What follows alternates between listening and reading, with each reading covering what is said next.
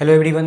तो पिछले क्लास में हम लोग चर्चा किए थे दर्पण के बारे में। समतल दर्पण की क्या क्या विशेषताएं थी, समतल दर्पण द्वारा प्रतिबिंब कैसे बनता है।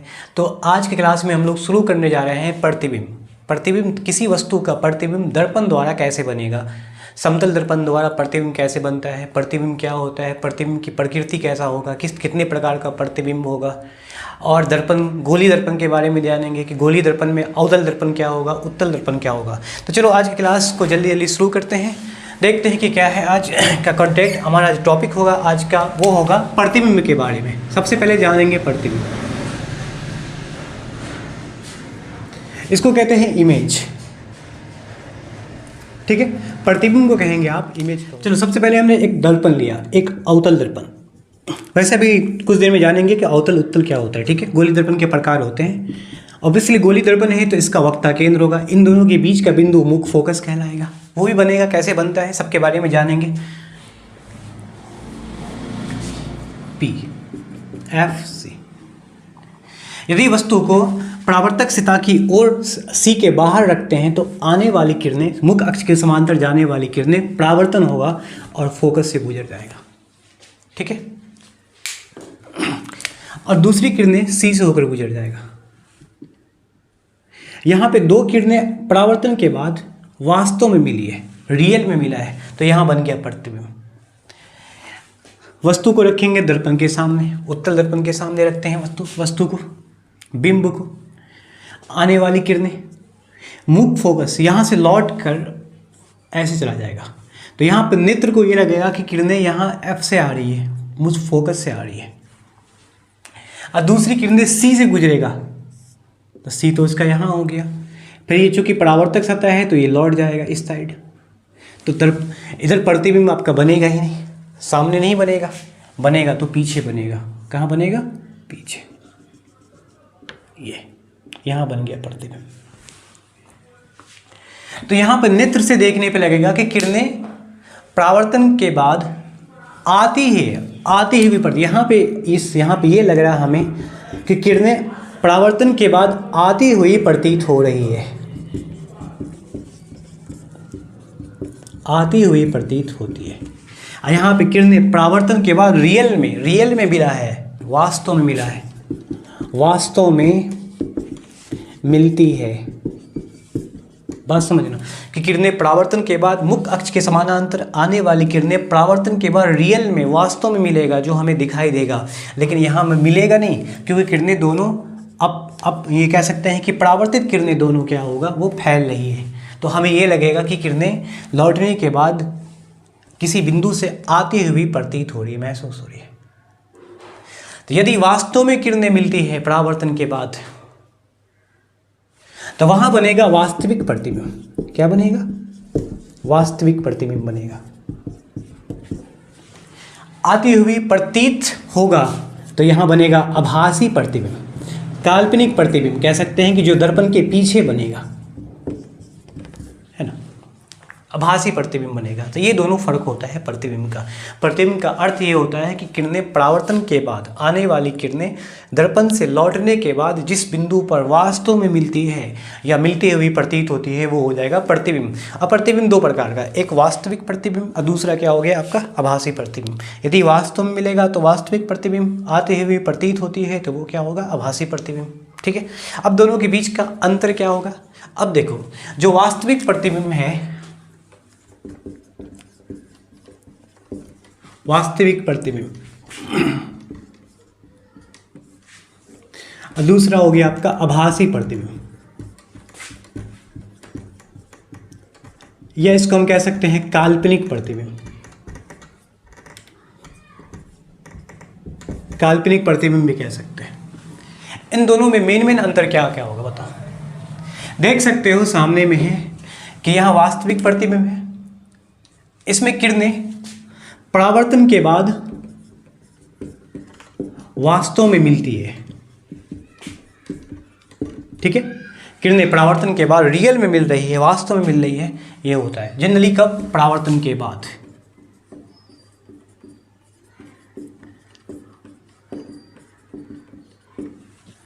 मुख्य अक्ष के समानांतर।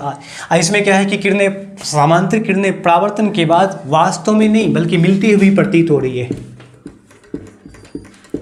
इसमें किरणें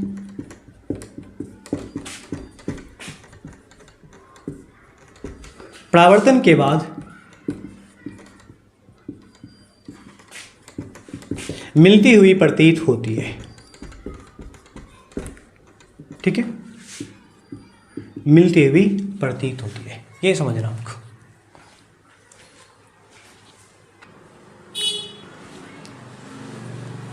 अब देखो दूसरा पॉइंट, दोनों में जो वास्तविक प्रतिबिंब है वो दर्पण के सामने बना, आभासी प्रतिबिंब दर्पण के पीछे बना है ना। यह दर्पण के सामने बनता है,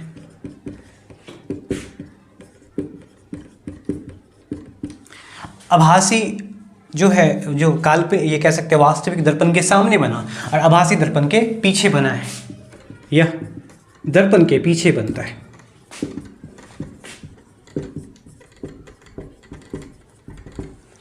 ठीक है, दर्पण के पीछे बनेगा। अब हम बात करेंगे कि जो वास्तविक प्रतिबिंब होगा का। अब देखो सामने, देखो कि यह प्रतिबिंब दर्पण के सामने बना है, यह दर्पण के पीछे बना है, ये वाला दर्पण के पीछे बना है।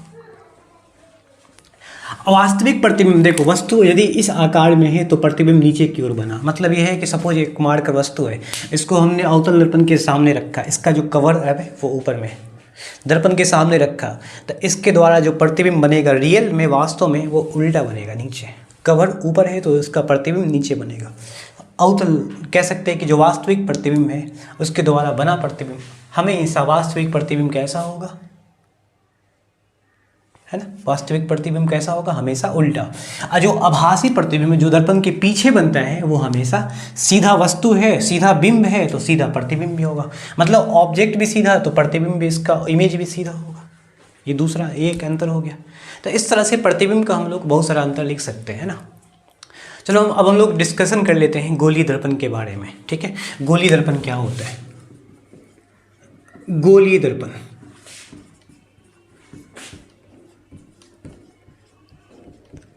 स्फेरिकल मिरर कह सकते हैं इसको। ठीक है, गोलीय दर्पण स्फेरिकल मिरर हो जाएगा। इसमें होगा कि वह दर्पण जिसकी परावर्तक सतह गोल होगा, कुछ इस तरह से। ठीक है, ऑब्वियसली एक इसके लिए एक हम ध्रुव कह सकते हैं, मुख्य अक्ष बना लेते हैं। किसी कोई एक गोल भाग है तो इसमें बीच का केंद्र होगा, इसको हम कहेंगे वक्रता केंद्र। ठीक है, ये कहलाएगा आपका वक्रता केंद्र, ये वक्रता केंद्र कहलाएगा। ये हो जाएगा ध्रुव, यहां भी हो जाएगा ध्रुव, इस पॉइंट को बोलेंगे ध्रुव, पोल, है ना। यहां भी हो जाएगा ध्रुव। ठीक है,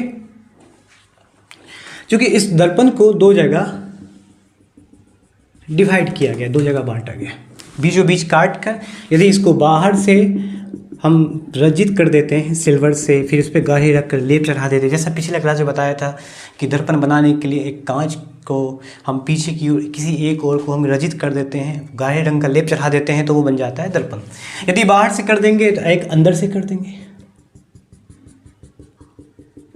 बाहर से करने पर जो परावर्तक सतह वो धंसा हुआ दिखेगा तो ये बन जाएगा अवतल दर्पण। क्या बन जाएगा, अवतल दर्पण, जिसकी परावर्तक सतह धंसी होती है। अंदर से करेंगे तो ये परावर्तक सतह चिकना भाग जो उभरा हुआ है, इसमें चिकना भाग धंसा हुआ है, इसमें चिकना भाग उभरा हुआ है, तो ये बन जाएगा आपका क्या, उत्तल दर्पण।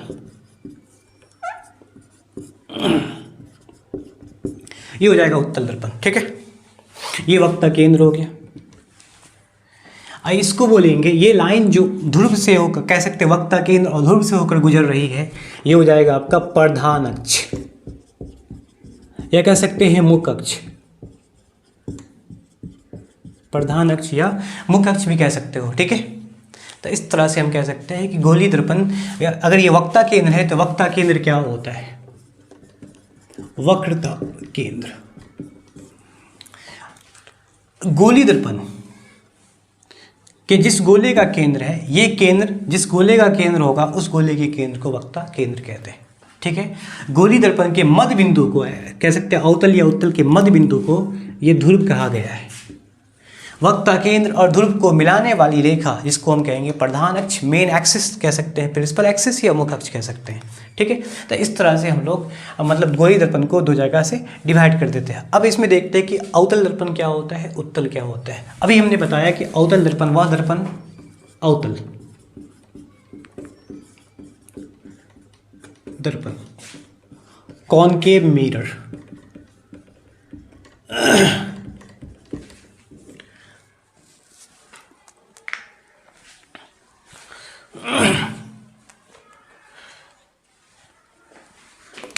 मुख्य अक्ष के समानांतर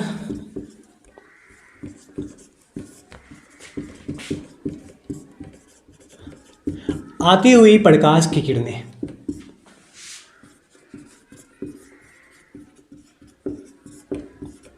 परावर्तन के बाद, है ना, यहां किरणें परावर्तन के बाद जिस बिंदु पर मिलती है उस बिंदु को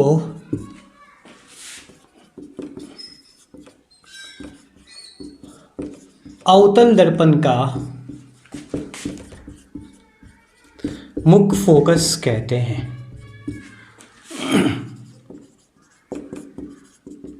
है ना, उस बिंदु को अवतल दर्पण का मुख्य फोकस कहते हैं। तो ये बन जाएगा आपका मुख्य फोकस। ठीक है,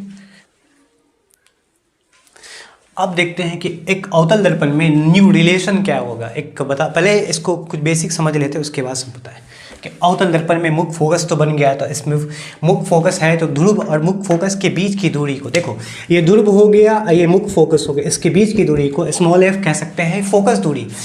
ध्रुव और वक्ता केंद्र के बीच की दूरी को वक्ता त्रिज्या कहते हैं ना, यहाँ से लेकर यहाँ तक का डिस्टेंस। चूंकि C जो है वो मध्य बिंदु है, बीच का बिंदु है। ठीक है, एक केंद्र है, तो ध्रुव से लेके इस बिंदु तक की दूरी को हम बोलेंगे वक्ता त्रिज्या। ये हो जाएगा वक्ता केंद्र, वक्ता त्रिज्या। अब दोनों के बीच का रिलेशन क्या होता है पहले इसको समझ लेते हैं। पहले एक न्यू रिलेशन जान लो। न्यू रिलेशन में क्या है, एक P हो गया, यहाँ मुख्य फोकस हो गया, ये वक्ता केंद्र हो गया। ठीक है, तो P से लेके F के बीच की दूरी, मतलब कह सकते हैं कि ध्रुव से लेके मुख्य फोकस के बीच की दूरी फोकस दूरी कहलाएगा।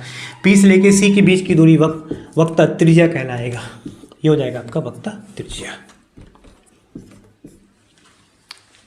मतलब ये दूरी आपस में बराबर होते हैं। ये दूरी आपस में बराबर होगा। जितना मुख्य फोकस दूरी होगा उतना फोकस दूरी यहाँ होगा। दोनों दूरी बराबर होता है। तो यहाँ से देख सकते हैं कि R जो है वो F और F दोनों के सम के बराबर है।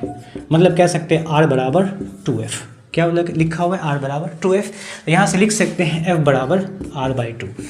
तो एक नया रिलेशन आया कि अवतल दर्पण में, या सिर्फ अवतल में नहीं बल्कि उत्तल में भी होता है, उसमें भी जानेंगे कि गोली दर्पण में, है ना, गोली दर्पण कह सकते हैं, वक्ता त्रिज्या फोकस दूरी का दुगुना होता है। वक्ता त्रिज्या फोकस दूरी का दुगुना होगा, या कह सकते हैं कि फोकस दूरी वक्ता त्रिज्या की आधी होती है ना, ऐसे जान सकते हैं कि अब इसको हम लोग प्रूफ करना है, साबित करना है कि अवतल दर्पण में वक्ता त्रिज्या फोकस दूरी का दुगुना कैसे होगा। न्यू हेडिंग लगा लेते हैं।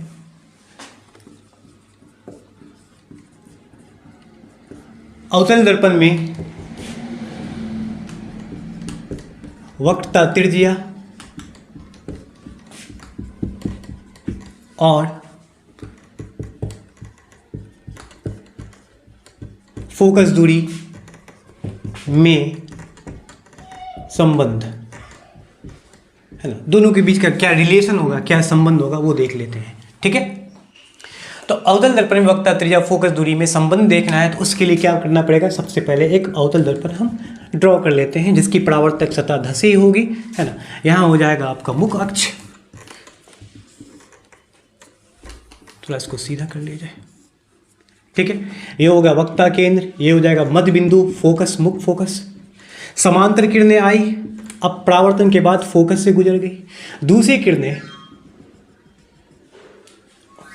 यहाँ मिला दिया, ये हो गया आपतन बिंदु। ठीक है, आपतन बिंदु हो गया, तो ये आपतन बिंदु पर डाला गया लंब अभिलंब, अब वो अभिलंब कहाँ से गुजरेगा? सी से होकर। देखो एक वृत्त है, तो वृत्त में क्या होता है, ये केंद्र हो गया, वृत्त की त्रिज्या हो गई, तो त्रिज्या स्पर्श रेखा पर क्या होती है? लंब होती है। तो यहाँ आपतन बिंदु जो अगर हम खींचेंगे स्पर्श रेखा, ये स्पर्श रेखा आपतन बिंदु पर क्या होगा? लंब होगा। अब वो लंब अभिलंब जो सी से होकर गुजरेगा, वक्ता केंद्र से होकर गुजरेगा, ठीक है।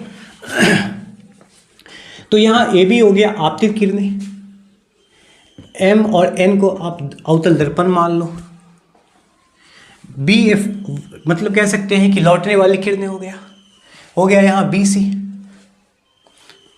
बी यहाँ ले लो सी, सी तो ऑलरेडी आ चुका है, बी और डी ले लो परावर्तित किरणें,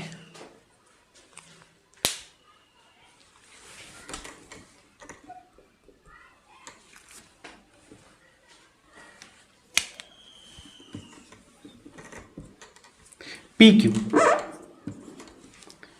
क्यू ले लो आपतित किरणें, ठीक है, और क्यू एफ हो जाएगा परावर्तित किरणें, लौटने वाली किरणें। ये अभिलंब है, आपतित किरण अभिलंब के बीच में आपतन कोण हो जाएगा आई। परावर्तित किरणें, ये परावर्तित किरण आपतन बिंदु, ये अभिलंब के बीच में परावर्तन कोण हो जाएगा आर। ये आपतन कोण, ये परावर्तन कोण अभिलंब के साथ हुआ, ठीक है। चलो इसमें यह साबित करना है कि वक्ता त्रिज्या फोकस दूरी का दुगुना होता है, ये प्रूफ कर दिखाना है, ठीक है। चलो इसमें मान लेते हैं, माना कि पी क्यू आपतित किरणें, पी क्यू क्या है? आपतित किरणें जो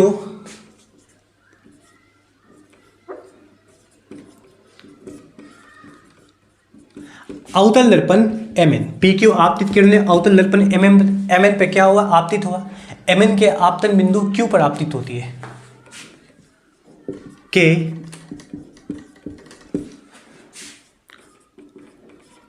आपतन बिंदु q पर आपतित होती है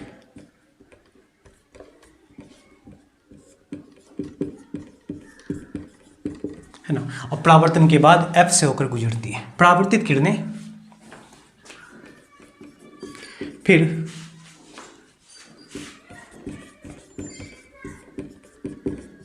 परावर्तित होकर F से मुख्य फोकस से होकर गुजरती है,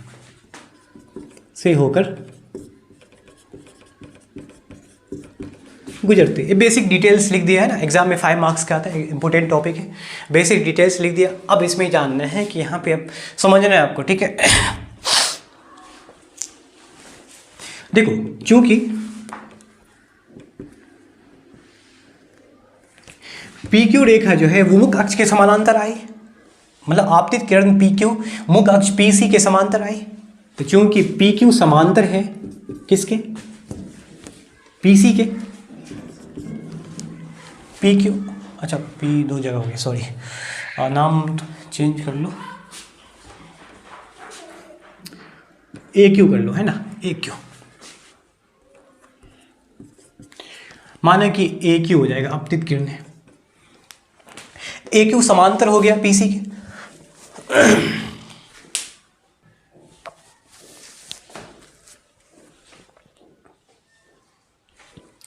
यदि ए क्यू पी सी के समांतर है तो हम कह सकते हैं कि जब यदि दो समांतर रेखा को तिर्यक रेखा, अब तिर्यक रेखा इसमें हो गया क्यू सी, है ना, तो कोण ए क्यू सी बराबर हो जाएगा, इसीलिए कोण ए क्यू सी बराबर हो जाएगा कोण क्यू सी एफ, ए क्यू सी ये हो गया, क्यू सी एफ ये हो जाएगा ये कोण, क्योंकि दो समांतर रेखा को तिर्यक रेखा, यहाँ तिर्यक रेखा बन जाएगा अभिलंब QC, ठीक है।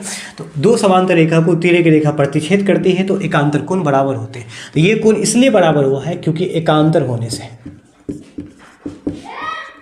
है ना, एकांतर होने से ये दोनों कोण बराबर हुआ, ठीक है। अब इसको मान लो समीकरण 1, ये हो जाएगा आपका समीकरण 1, ठीक है, समीकरण 1 हो जाएगा ये।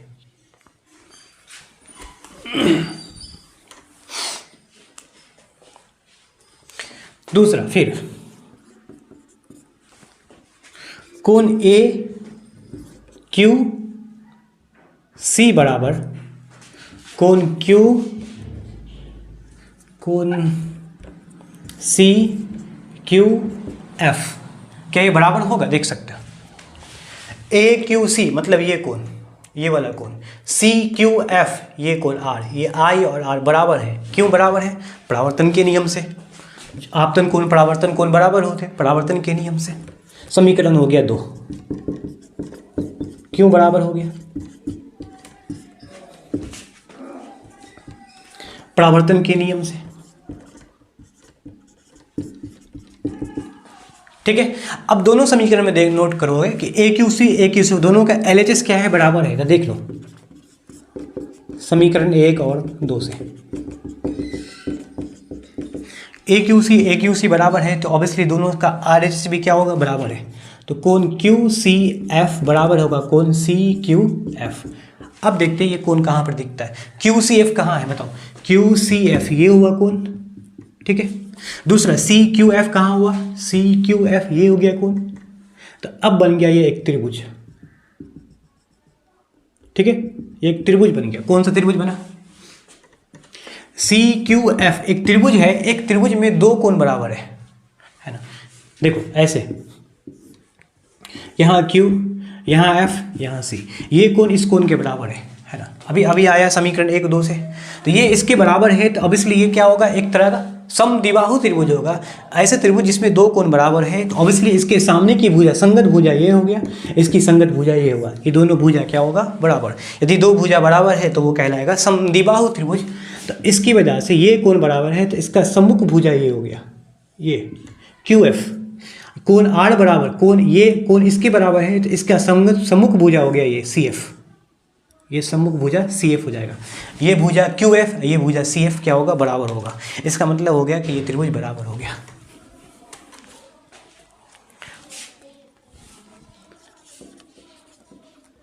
अतः जब कोण ये दोनों कोण बराबर है, तो अतः कोण क्यू एफ बराबर हो जाएगा किसके? सी एफ के। इसको ले लो समीकरण 3, समीकरण 3 ले लो, ठीक है। क्यू एफ बराबर हो जाएगा सी एफ। समीकरण 3 हो गया।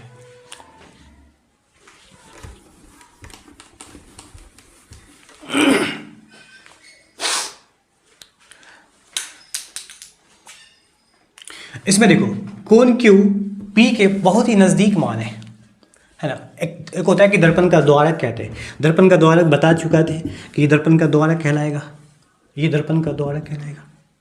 तो खासकर छोटे द्वारक वाले में हम देख सकते हैं कि कोण क्यू जो है वो पी के बहुत ही करीब होता है। देखो अगर हम अब ऐसे समझ लो कि एक गोली दर्पण है या एक गोल आकृति है, यहाँ एफ यहाँ पी, ये हो जाएगा क्यू, ठीक है। ये बराबर है, ये टर्म अगर यहाँ आ जाएगा, ये लाइन अगर यहाँ आ जाएगा, क्यू यहाँ आके उठ के आ जाएगा, तो ऑब्वियसली अभी भी बराबर हो गया। ये यहाँ आ जाएगा तो ऑब्वियसली फिर बराबर हो जाएगा, फिर ये यहाँ आ जाएगा तो ये इसके बराबर हो जाएगा।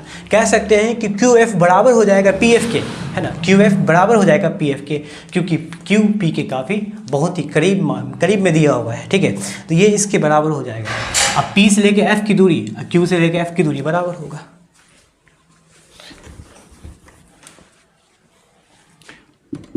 चूंकि Q, P के निकट है, बिंदु Q जो है वो P के काफ़ी निकट है, बहुत पास है, इसीलिए कह सकते हैं QF बराबर क्या हो जाएगा? PF। ये हो जाएगा समीकरण 4। 3 हो चुका है, समीकरण 4 हो जाएगा, है। अभी समझाया है कि QF बराबर PF क्यों होगा, क्योंकि काफ़ी छोटे द्वारक वाले बिंदु Q जो है वो P के काफ़ी नज़दीक में है, तो ये QF यहाँ आ जाएगा, फिर ये यहाँ आ जाएगा, ये यहाँ आ जाएगा, इस तरह से QF PF के बराबर हो जाएगा। अब समीकरण 3 और 4 को नोट करो। समीकरण 3 में है QF बराबर CF, QF बराबर CF।